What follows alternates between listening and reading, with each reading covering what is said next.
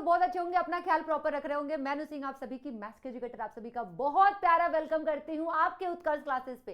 तो यार कहीं ना कहीं मैथ्स को लेके डामाडोल जीवन रहता ही रहता है। मैथ्स को लेके थोड़ा सा लिटिल बिट कंफ्यूजन बच्चों को रहता ही रहता है, पहले क्या पढ़े, कब पढ़े, कैसे शुरुआत करें। क्योंकि यार देखो बहुत सारे बच्चे ऐसे हैं जो अब जागे हैं, मतलब अब उनको लगता है कि यार अब पढ़ लेते हैं वरना बोर्ड का एग्जाम बहुत खराब हो जाएगा, क्योंकि उन्होंने अपनी पूरी टाइम बर्बाद कर दी है।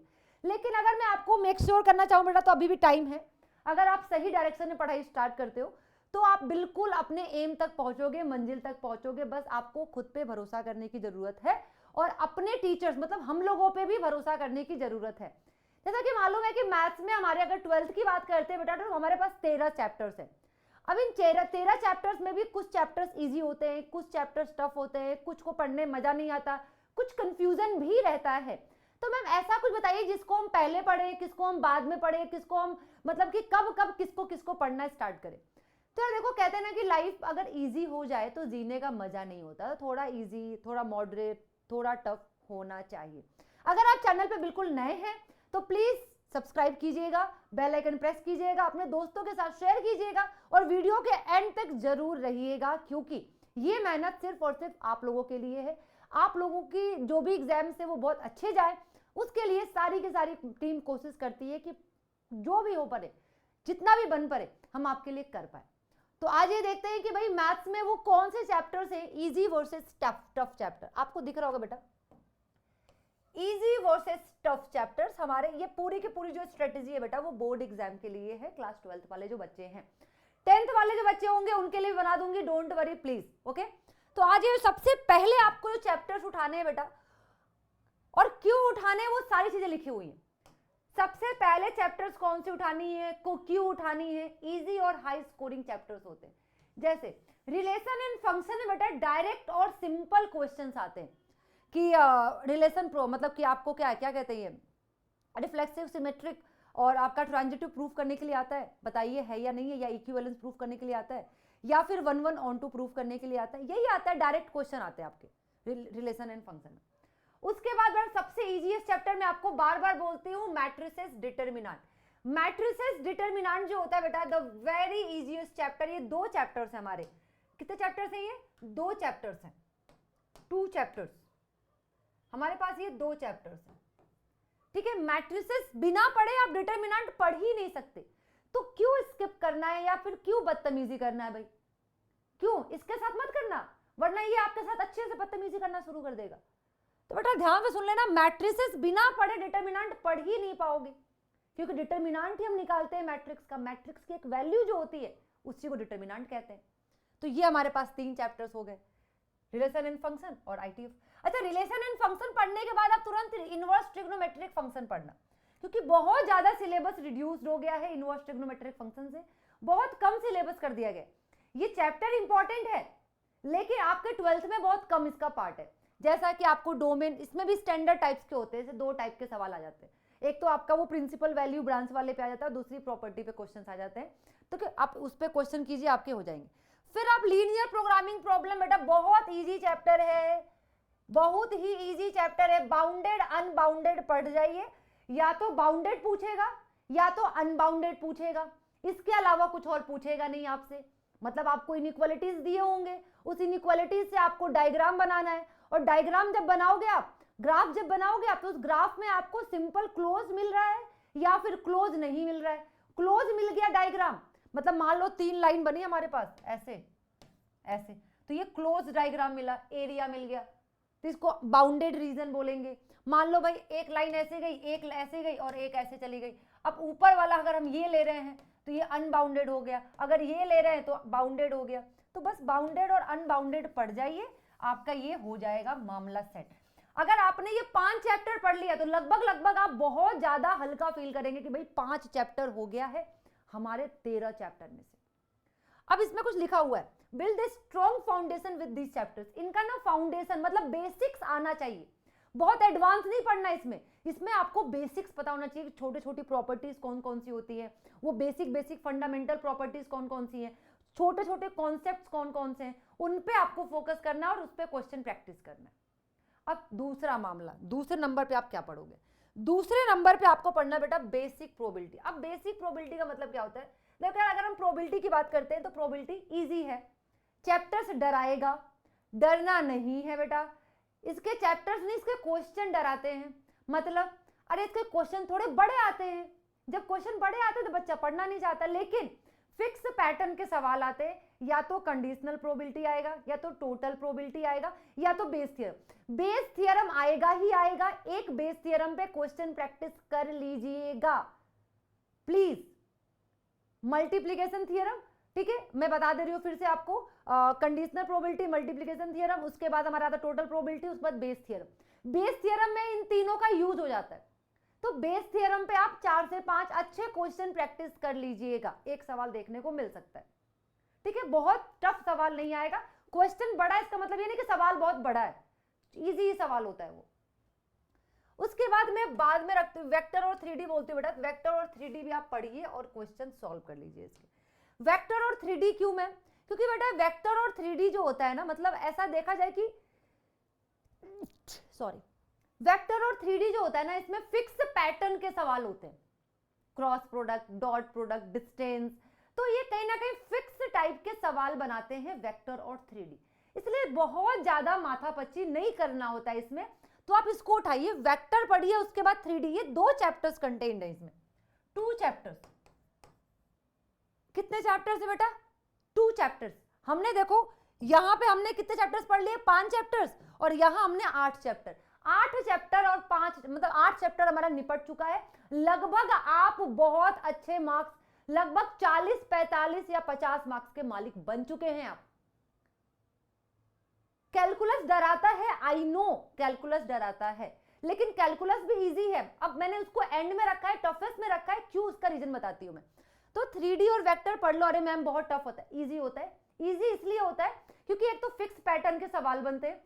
पैटर्न सवाल आप देखोगे ना प्रीवियस ईयर का, वो फिक्स ही रहेगा। हो सकता है 2 की जगह 5 आ जाए, लेकिन पैटर्न विल बी सेम। तो उस पैटर्न पे आप सवाल प्रैक्टिस कर लीजिए, आपके एग्जाम में आपको वैसे ही देखने को मिलेंगे।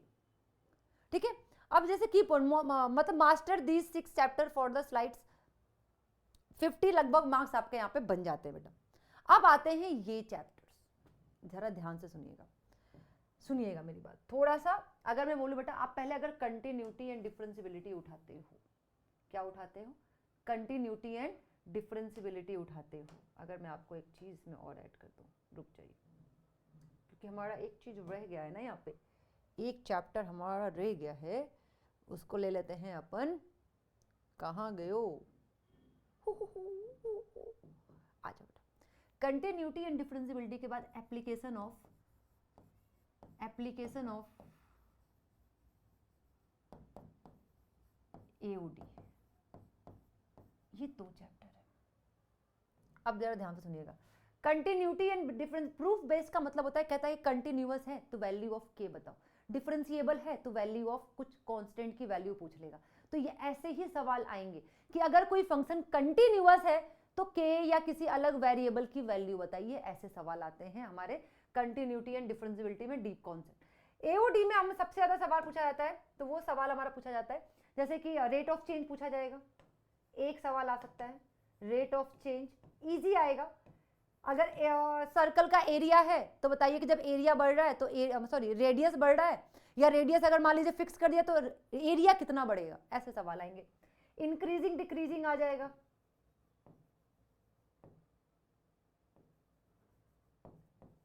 फिर मैक्सिमा मिनिमा आ जाएगा।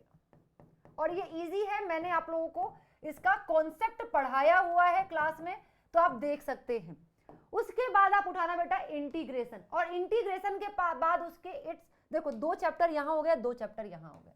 अब मैं इंटीग्रेशन और इट्स एप्लीकेशन, मतलब AOI, application of the integral, इन दोनों को साथ में क्यों बोला मैं पढ़ने के लिए?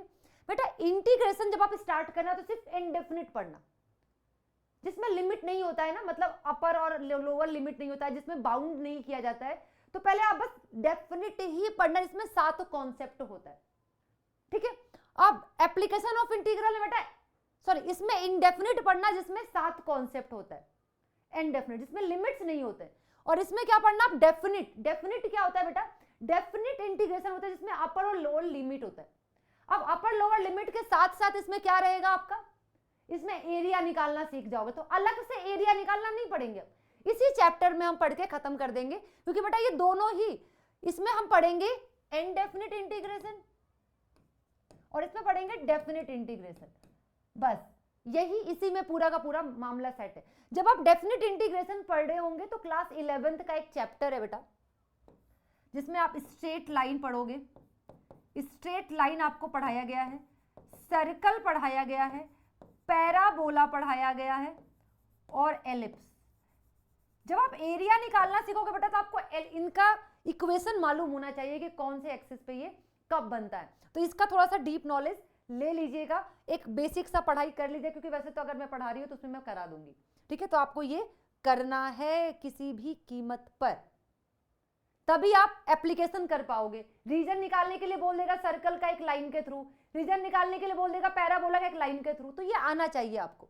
उसके बाद डिफरेंशियल इक्वेशन कर जाओ बेटा, ये सबसे इजी है। लास्ट में सबसे इजी चैप्टर करना बेटा, ये सबसे इजी है। इसमें कुछ नहीं पूछता, इसमें पूछता है डिग्री क्या है, इसमें पूछता है सॉल्यूशन क्या है। बस 3 टाइप के सॉल्यूशन होते हैं और डिग्री होते हैं, खत्म। Variable, separable, homogeneous, linear, 3 solution हो गए और डिग्री निकालना, हाईएस्ट पावर जो है वही डिग्री कहलाता है, बस खत्म। तो इसको मैंने एंड में रखा ताकि आप थोड़ा इंजॉय करते हुए पढ़ पाओ, बस इसका अलावा कोई और वो नहीं है। तो पहले आप ये पढ़ो, खत्म करो, और ऐसा नहीं कि बहुत ज्यादा घुस गए हो पढ़ने के लिए, नहीं, टाइम कम है तो स्मार्ट स्टडी करेंगे, हर कॉन्सेप्ट पे 2-2 3-3 सवाल करते हुए चलेंगे।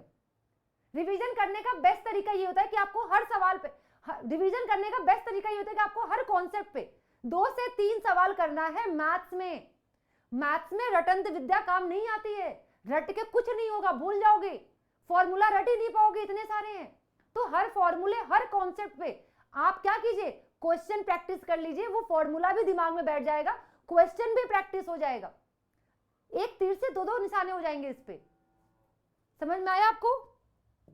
इसमें थोड़ा एक्स्ट्रा टाइम देने की जरूरत है, 5 चैप्टर है, लेकिन सोचो वो 8 चैप्टर है, वो 45-50 मार्क्स देके जाएंगे, ये 5 चैप्टर से बेटा ये आपको ज्यादा मार्क्स देके जा रहे हैं, तो इस पे थोड़ा ज्यादा फोकस कीजिएगा। सबसे पहले जब आप पढ़ाई करो बेटा 2 से 3 वीक, अब ज्यादा टाइम है नहीं, आप इसमें पढ़ाई कीजिए, ठीक है। पहले तो हम मार्क्स आप खुद से डिसाइड कीजिए बेटा, ठीक है। आपने रिलेशन एंड फंक्शन पढ़ा, फिर ट्रिग्नोमेट्री पढ़ा, इनवर्स ट्रिग्नोमेट्री, फिर मैट्रिसेस, डिटरमिनेंट और लीनियर प्रोग्रामिंग। आपको यही सीक्वेंस में पढ़ाई करना है बेटा, फॉलो दिस सीक्वेंस, आपको यही सीक्वेंस से पढ़ना है।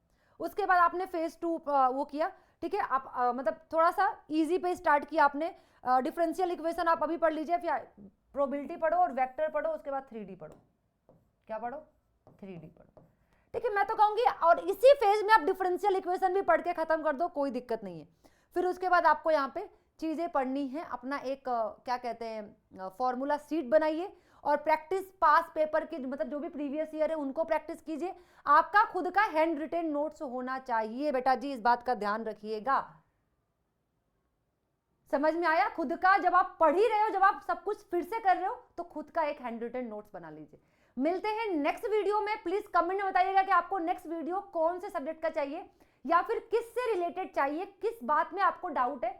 और अगर आपने अभी तक इनरोल नहीं किया है, रजिस्ट्रेशन नहीं किया है ऑफलाइन एग्जामिनेशन के लिए, तो प्लीज रजिस्ट्रेशन कर लीजिए। 10 तारीख लास्ट डेट है। जयपुर और जोधपुर सेंटर से आप जाइए, अपना ऑफलाइन एग्जाम दीजिए और इंजॉय कीजिए कि हाँ, डर को दूर कीजिए, जो आप बोर्ड में फील करोगे वो पहले ही दूर कर लो। Thank you so much, all the best. Like और सब्सक्राइब करके जाना।